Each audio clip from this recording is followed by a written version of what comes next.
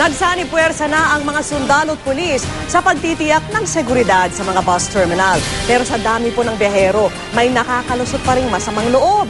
Kanina lang, isang biyahero ang nadukutan sa Araneta Center Bus Terminal at nakatutok doon live si Susan Enriquez. Kamusta na dyan? Vicky, hindi nagtatapos ang karapatan ng isang pasahero sa pagbili niya ng tiket. Dito nga sa Araneta Center Bus Terminal, pagpasok mo sa bilihan ng tiket, mapapansin mo ang karatulang nagsasaad ng 10 karapatan ng mga pasahero.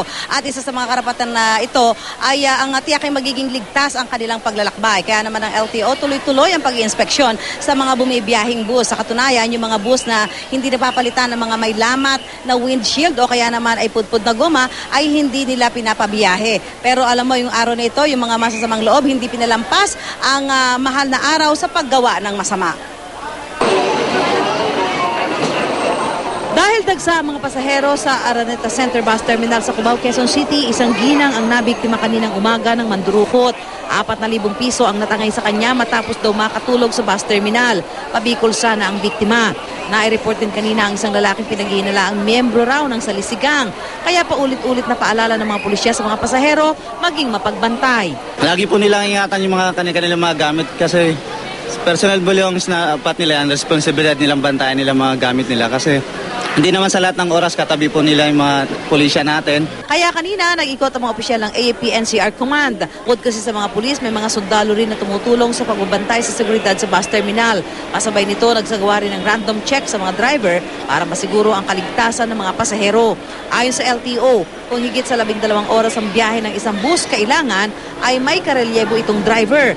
Isang dahilan daw kasi ng aksidente ang kawalan ng tulog at pahinga ng isang driver. Kaya marahil ilan sa mga ito ang gumagamit ng iligal na gamot. Kahapon, nasa 15 bus drivers ang nagpositibo sa iligal na droga sa isinagawang random drug test ng LTO at LTFRB. Tinanggalan na po ng mga lisensya yung driver. Hindi lang ho suspendido dahil prohibited drugs na po yun, ma'am. Sa automatic po, tinanggalan na ho namin ng lisensya. Ang driver na mapatutunayang gumagamit ng iligal na droga, nahaharap sa suspensyon o kanselasyon ng lisensya. Sakali namang reckless ang driver, maaari itong itawag sa hotline ng LTO sa numerong 438-8688 o 0915-583-2662. Ibigay ang pangalan ng bus, plate number at location para ma-aksyonan ng LTO ang sumbong. Samantala, halos fully booked na ang biyahe papuntang Bicol at Iloilo, maliban sa ilang lugar sa Bisaya na madalang raw ang pasahero, kabilang dito ang papuntang Leyte, Samar at Biliran. Ito nga raw ang dahilan kaya di sila nagdagdag ng bus na bumibiyahe sa kanilang ruta. Kasi yung iba siguro wala talagang balak umuwi dahil walang pamasahe.